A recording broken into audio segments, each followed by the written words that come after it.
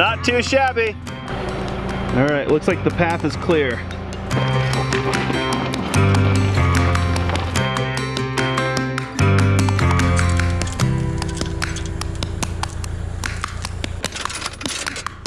All right, so you're gonna give us the extra horsepower to get up this hill, right? 2 or 3. 2 or 3 horsepower? Yes. And you smoothed out the road so there's no bumps, right? Right, No okay. guaranteed. All right, bumps are guaranteed, got it. All right, so we got that really steep grade right there. It's not very steep, to go up, and the four-wheeler's not gonna do it, so Anna's providing the yoinky power. If it suddenly feels light back there, I'm gone. I fell off. Don't bother coming looking for me, just keep going. Keep going? All right, we'll get her done. Okay.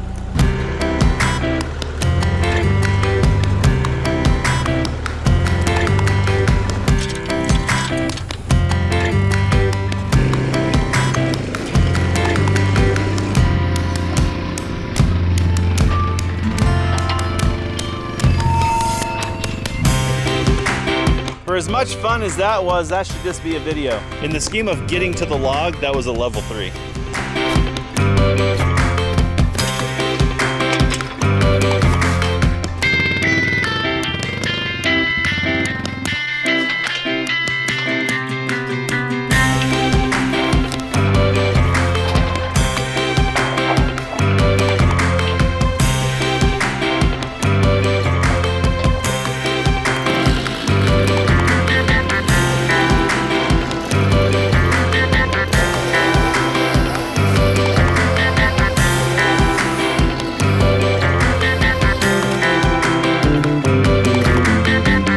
Well guys, I'm super excited to do this video. I've been wanting to do this for a long time, and well, we have the perfect kind of scenario or setup where I feel like we can really go through this topic carefully. If you've been following our channel for a while, you know that we've spent a bit of time with our bandsaw mill. Of course, we're not professional sawmillers, but I think we can share a bit of insights from the things we learned from sawmilling our timber frame. If you haven't been following our channel for a while, jump back. There's an entire ridiculous video series where we actually take 55 logs in 3 weeks and we turn them into the timbers that would become the timber frame for the house that we're building. If you haven't seen the videos, maybe you've been following us for a while, but you maybe weren't there in the early days, jump back. There's actually a few videos back there where we use a chainsaw mill and a pine tree up on this hill, and we make lumber that would become the deck where we put our wood-fired hot tub. We learned a lot from that process. In the early days, we had a lot less tools, and so we had to kind of think more ingenuitively to get the work done. There was a lot learned there. So part of what we want to share today is the lessons learned from that project, and then lessons we learned from milling that timber frame. I'm going to go out on a limb here and assume that if you're watching this video, you're not a professional sawmiller, and you're not really looking to buy a industrial or a high-end mill. I think what we're really looking at here is what can a person get on a budget, that's a relative term, to do a reasonable amount of projects. So really it's that spot on the value curve where you have the least investment and the most utility. We're not really going to be talking about high-end stuff where you have to put a lot of money down. We're going to try to keep it focused on things that maybe are approachable for the average homeowner or the weekend DIYer. The first thing that I want to say about sawmills is that there is no perfect sawmill. I think some of these debates get to be ridiculous, people trying to prove their case. And I could just say from our experience that I think if you could own both a bandsaw mill and a chainsaw mill. In fact, we have 2 chainsaw mills, and that's because even among chainsaw mills, there's no perfect mill. And of course, not part of our discussion today is going to be portable circular sawmills, which is another conversation. We don't have one of those. We have watched other people use them. We don't know anybody with one, but we can see that they have a certain place. We're not going to talk about those in this video. You'll have to go elsewhere for that fun content. I would say that we've kind of well established the getting to the log dilemma. And I think if there's anywhere I could start the conversation with somebody about whether to get a chainsaw mill or a bandsaw mill, I think the question to me becomes, where are your logs and can you get to them? Or how are you going to get to them? Or more importantly, how are you going to get them to the mill? Those are really where these 2 sawmills completely diverge. And if you answer that question, it's almost like pretty quickly it's black and white. Do you want this sawmill or that one? first, let's kind of talk about the mills that we're going to be referring to today, so we know we've got them straight. So the mill to my right here is a Granberg 36-inch Alaskan mill, and this is obviously designed for horizontal operation. The chainsaw slides, the bar slides through that guide into this guide, and it has a bar protector or bar cover there to protect the end of the bar so you don't touch the chain, and that's it. That's all you get. It's pretty simple. I think these are around $300, give or take. They come as a kit. You do have to assemble them, and we'll talk about this a little bit later in more depth, but these bars that you see here are actually replaceable, and this mill can be shortened quite a bit. I think around to 18 inches or so, and I think that can get as long as like 6 feet or even longer. Point is, it gets absolutely massive. This little mill here is actually also from Granberg. It's what they call their mini mill, and this guy is actually meant to be run vertically. So the chainsaw bar slides through this gap, and then these screws cinch down to the bar, and the chainsaw is running vertically, and then this shield is just to keep chips and dust and things from actually hitting you in the face. So you push on this handle and you push on the power head, and that's how this little guy works. I think these are just over $100, maybe $150 or so. And really the only limit on this one is how big you want your saw to be that you stick in that gap. There's really no need to extend it or anything like that. You can put as long a saw in there as you want. And then we've got the big mill meaning relative to the chainsaw mills. This is an LT15 from Wood-Mizer, and currently it's actually mounted on the trailer kit. They call it an LT15 Go. So this is not how you would buy it from Wood-Mizer. You'd have to purchase the accessory kit, and they include jacks, which are leveling jacks, and that's part of the trailer package, and they include a tongue. So when this comes from the factory, it actually has 3 bed sections, 1, 2, 3, and the mill head, and then they have legs that go into the bed sections.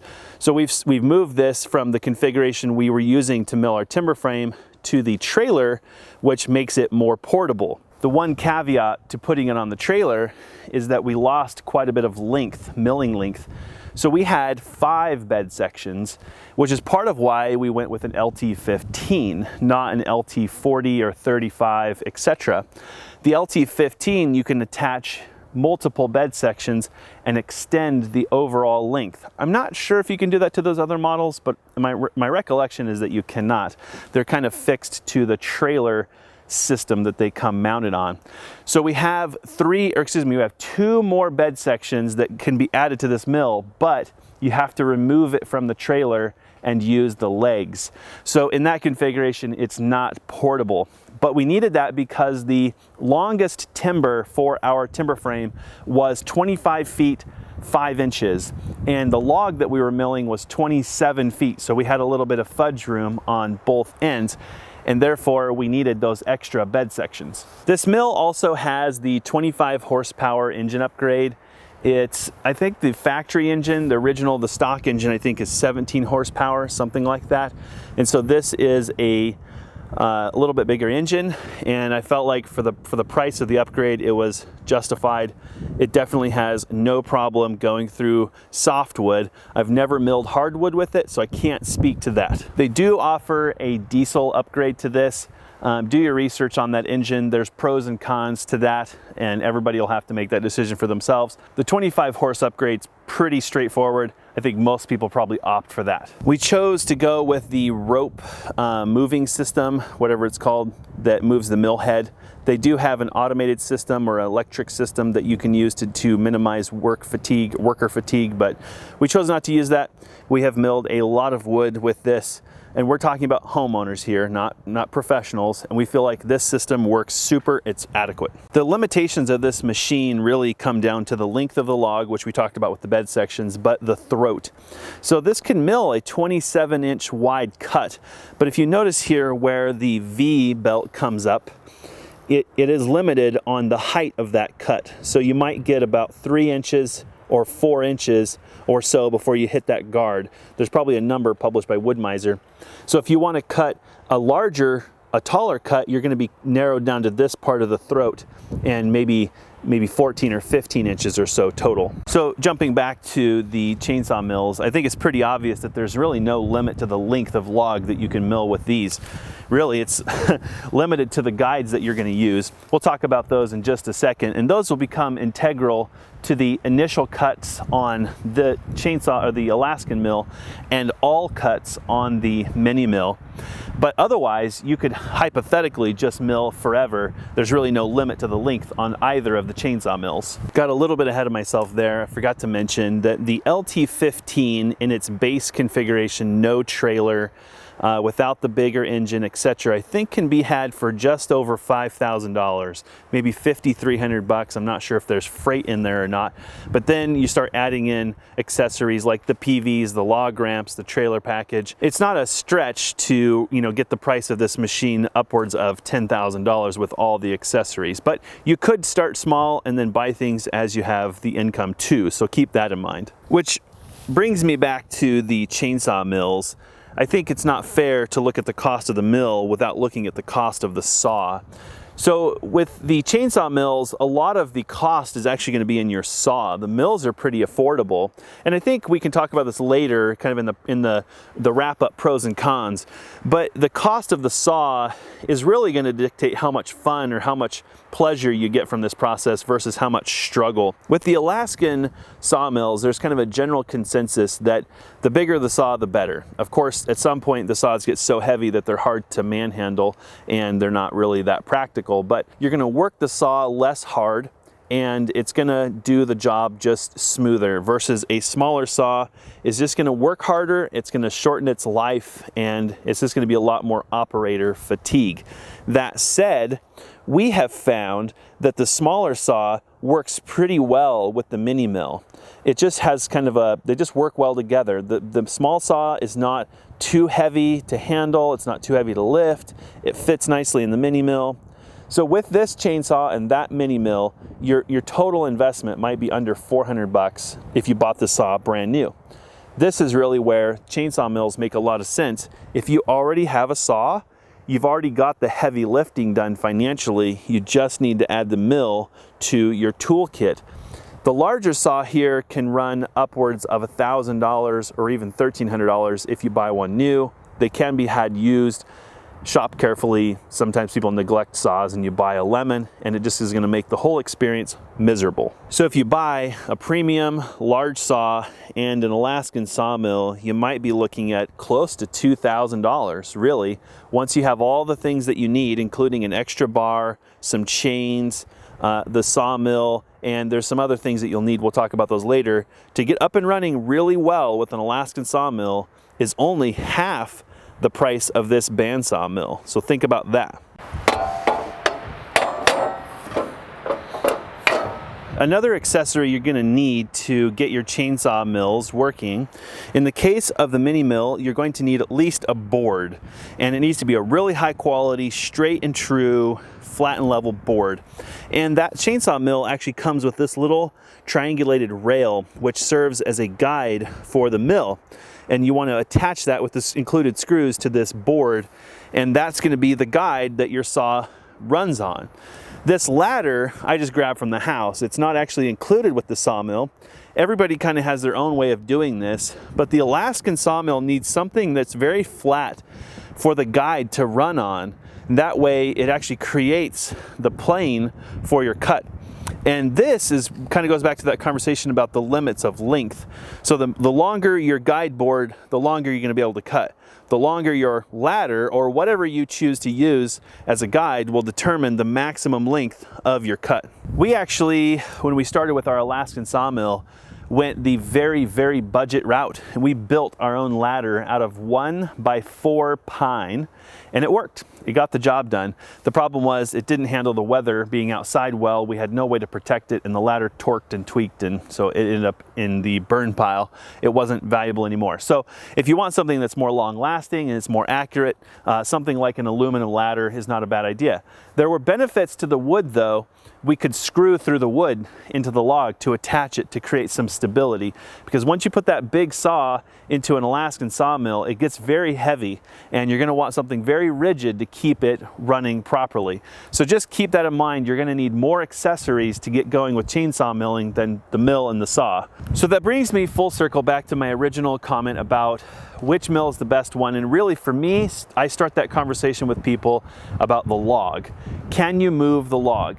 If you're like us and we have these trees that we just dropped, and let's say we only had a four-wheeler, you're gonna have a really hard time moving these logs around, right?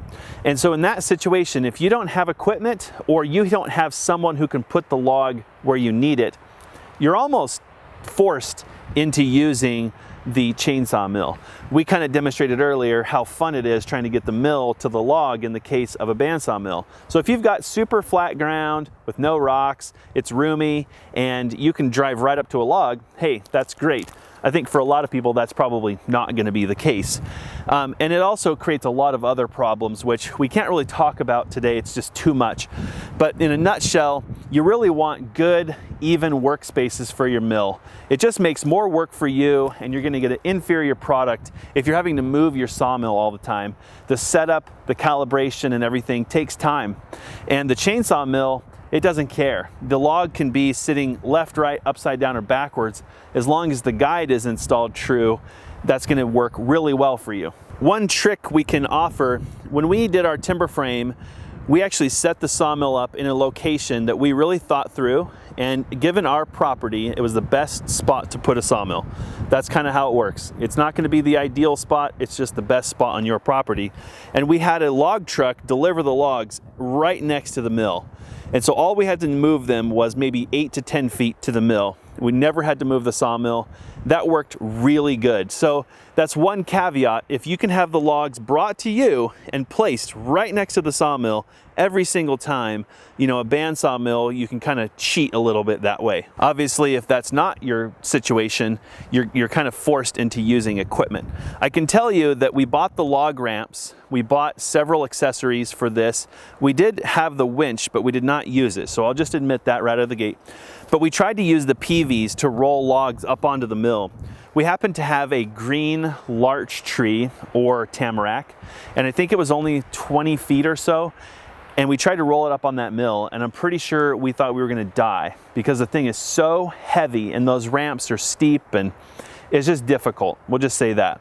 So think a lot about the log. And if it's more convenient for you to go to the log, that may be kind of heading your buying decision in that direction. But like I said, that's not the only consideration, so we can't say anything in this conversation is black and white. I think it's only fair to admit that we actually used equipment to lift the logs onto the mill, and even then the equipment was struggling because the logs that we were carrying were 27 to 28 feet long, 20-inch diameter, and they weighed about 2,000 to 3,000 pounds. And so even with equipment, it's still not going to be smooth sailing necessarily. So I guess what I'm trying to say is if you want to buy a bandsaw mill and you want to really get good and have a lot of productivity, you're probably going to need some equipment, which takes the price of the sawmill and just explodes it exponentially because the cost of equipment is probably going to be way higher than the cost of the sawmill. So in this scenario that we have here where we've got two trees side by side, the ground's fairly level, there's quite a bit of room to walk around. We could probably with the four-wheeler and or block and tackle or some amount of tooling, we could buck these trees up, we could wiggle them and squirm them around, and we could probably get them onto the mill at a reasonable length. Obviously we're limited to about 16 feet on this sawmill right now as it's configured right now. So that length is probably manageable with this size of a tree, which is about 14 to 16 inch diameter.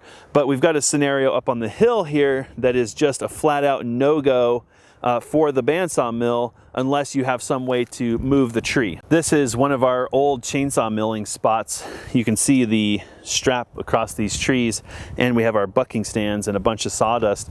We actually dropped a pine tree up on this hillside, but you can see it's quite steep, it's very rocky, and so it's very difficult to work up there.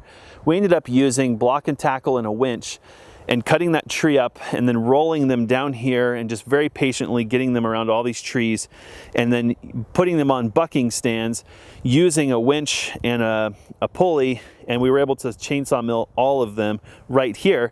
And that was that made it easy to move them as boards or slabs that we could handle elsewhere. I think knowing what I know about chainsaw milling, I would almost be somewhat tempted to actually mill a log like this in place.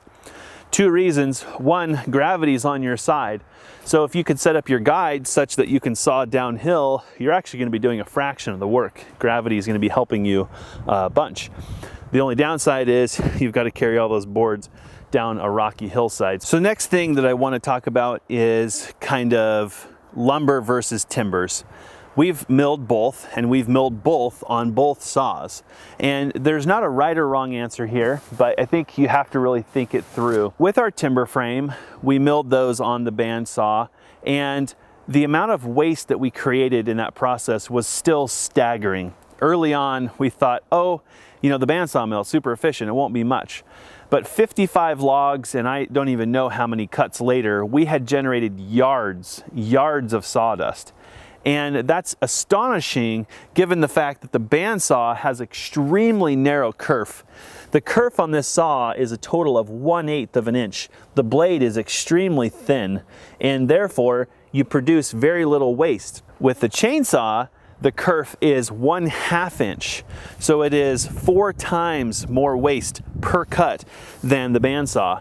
And that really starts to add up. The more cuts you make, the more waste you generate.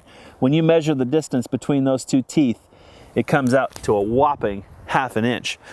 Two things, that's a ton more waste and a ton more effort. So with the chainsaw mill, it's like gallons of sawdust per cut. Unless you need a bunch of sawdust, that's just wasted material that you could be using to build something. So why does that relate to lumber and timbers? Well, if you're gonna mill timbers, it's not quite as big of a deal. With a timber, you might be making 4 cuts total. If you start to cut lumber, you might be making a dozen cuts or more. So when we made the lumber for our hot tub deck, we figured that for every 3 boards, we wasted a board. That's a lot of waste, a lot of work. So with the bandsaw mill, if you're gonna make lumber, you really want to look at that because you're just going to be using a lot less wood for sawdust, and it translates to a lot less work also. You'll feel that when you're running a chainsaw mill. It feels like you're removing a 1/2 inch of wood. I suppose when we say it's a tighter race when we're talking about timbers, we should disclose that accuracy should probably also be a consideration there, because the bandsaw mill is going to generate a much more accurate cut as well as use less waste. So if you need precision, well, now you're kind of leaning more toward the bandsaw. We were able to mill our timbers on our bandsaw so tightly that when we ran the planer over them, Alyssa was taking just a fraction of an inch off. And when we squared those timbers with a square, they were dead on. Very precise work. If you take the time to calibrate the sawmill and maintain that calibration as you bump and move logs and flip logs over and do all this stuff, you're going to be moving the adjustments on the mill. So it takes patience, but these bandsaw mills, when they're tuned up and they're running properly with a sharp blade, are capable of extremely good precision. The lumber, on the other hand, that we made with our chainsaw mill was good enough for our decking. It probably had inconsistencies as much as 3/32 or so, which is okay. We were able to kind of mitigate that by routering or beveling the edges to make them round so they were less inconsistent. But you're just going to have fatigue with the chainsaw mill, and it's going to result in tipping and tilting and such, and you're just going to have some amount of inaccuracies. So unless you plan to plane it or you just don't need things to be that accurate, the chainsaw mill is probably not going to be a good fit. I just remembered one other thing that I think is important to mention about moving logs. It's really important to minimize dragging logs. When you do, you pick up a lot of dirt. There's already quite a bit of dirt in bark and things that will dull your blades, no matter whether it's the bandsaw or the chainsaw mill. But if you have to drag your logs, you're going to be even worse off. It's going to go through a lot of your blade sharpening very quickly. I'll tell you that the chainsaw mill sharpening gets really old really fast. We'll talk about sharpening a little bit more later. Let's talk a little bit about slab work. I think a lot of people are really excitable by slabs. It's kind of a trend. People are really hot on slabs right now. And so the chainsaw mill is something that people see people doing slabbing with, and that's because it is so versatile. Like I mentioned, Granberg offers extensive extensions for these bars on this chainsaw mill. And so you have to get a longer bar, and there are even instances where you need 2 power heads. That's right, 2 chainsaws, one on each side, to run this because it's so massive. But you can make slabs that are as big as your wildest dreams. However, with the bandsaw mill, it starts to get a little more fuzzy. There are people on the internet who have built slabbing specific bandsaw mills. They're out there and they're big, but they can do the slab work. As far as a commercial option that you can just buy and drive up to your driveway, you'll have a few less options. They do make a 36-inch wide LT15 that can do slab work up to 36 inches. But remember, you're going to be limited right here where the throat gets the most narrow to the depth of that slab. Of course, I don't think most people will be cutting 10-inch thick slabs, so you're probably good to go. And there are some options out there for a larger slab, but you start to get a lot less options. Something interesting to me, just going right back to the conversation about either moving the log or going to the log, one thing I've noticed for the folks that have built these massive slabbing bandsaws, that moving that massive log to the massive bandsaw, yeah, that's really difficult. So at that point, it's almost like, why aren't we using a chainsaw mill? They probably have their reasons, but I think it's worth considering. I think it's easy to get starry-eyed by the bandsaws, but there's a reason that Alaskan sawmills are used for slabbing every single day, even in urban situations. My imagination is that those huge logs that they're slabbing could weigh 10, 15, or even 20,000 pounds. So without some contraption or some amount of equipment, getting that log moved is just going to be difficult. So it may be better to just grab a big chainsaw mill, grab a buddy, mill it in place, and then it's much easier to move. Let's talk a little bit about setup and portability. So obviously this sawmill is fairly portable with the wheel kit and everything. It's got leveling jacks. But I can tell you that taking the time to get the sawmill really well set up is going to make your life a lot easier as you start cutting. You're going to make a lot less mistakes. You're going to have a lot less twisting cuts. Or we even had one that had a hump in the cut because this bed section was a little bit higher than those there. So if you're going for precision, really taking your time to set this sawmill up well is an act of patience, and it's not something that you want to do a lot. Of course, some of the other sawmills are much quicker to set up. They've got leveling legs that do a lot of that work for you. But it does take time. Don't be fooled. You can't just drive up and throw a log on this and expect it to make lumber. They're not that amazing. So there's a time commitment there. Getting the chainsaw mill set up is also an act of patience, but I would say it's actually a little bit quicker. First, you don't have to move the log. It's already sitting there. It's a matter of cutting it to the length that you want and making a little bit of room for your sawmill to get in there, and then setting up your guide very patiently, and then making your top cut in the case of the Alaskan, or setting up your guide and making your first cut with the mini mill. Once that's done, these two saws are actually pretty quick because they reference that initial cut. If you do a great job, all the lumber that you get will therefore be good. If you do a bad job, it's all going to be bad. We found that as we bumped and moved the logs loading this sawmill, we were constantly calibrating it, partly because we were after extremely high precision timbers coming off the mill. We don't have a planer, we had no way to square them, so they had to be square coming off the sawmill. And because of that, every time we would load a log, the sawmill would get jostled. We tried to be gentle, but you be gentle with a 3,000-pound log and let me know how it goes. It's difficult. I see a lot of people think that they're gonna load this with a forklift or something like that. Good luck. Logs are round, they just roll. So you use whatever method makes sense, but just expect to have to spend some time calibrating. We kind of came up with a way of doing that and checking each log and checking each cut, because as soon as you get one cut that's wonky, boy, it's a rodeo after that. So just because you get this set up once doesn't mean you're done. It's a constant calibration process. Let's talk a little bit about sharpening. So with your chainsaw mill, and this is an example of an Alaskan mill, so we have a 36-inch bar here, and these chains are actually unique. They're not a crosscut chain, they're what's called a ripping chain, and they're filed differently, and they also have a different tooth arrangement. And so you'll have to maintain these chains separately. Therefore, you're going to need a way to sharpen these because they're at 10 degrees. Your normal sharpener will not work. So you've got one more doohickey or gadget that you're going to need to maintain your chain. And sharpening is a constant process, especially if you don't debark your logs, which if you're in the woods, you may not do that, or there may be other reasons why you wouldn't do that. So sharpening can be a very laborious process. A lot of people take these in and have someone else sharpen them. You can see the little guide there is actually saying 30 degrees, but you can see that the chain is very different than the little mark on the tooth. So we kept 3 of these chains. When we were chainsaw milling, we would chainsaw mill until all of them were dull, and then we would pay someone else to sharpen them. It was just easier, and you're getting a more consistent sharpen. Trust me, when you're doing that much work, you want all the sharp chain that you can get. You could do this in your garage, either by hand or with a machine, but again, that's going to add a little bit of cost and labor to your operation. Sharpening on the bandsaw mill is a very different experience.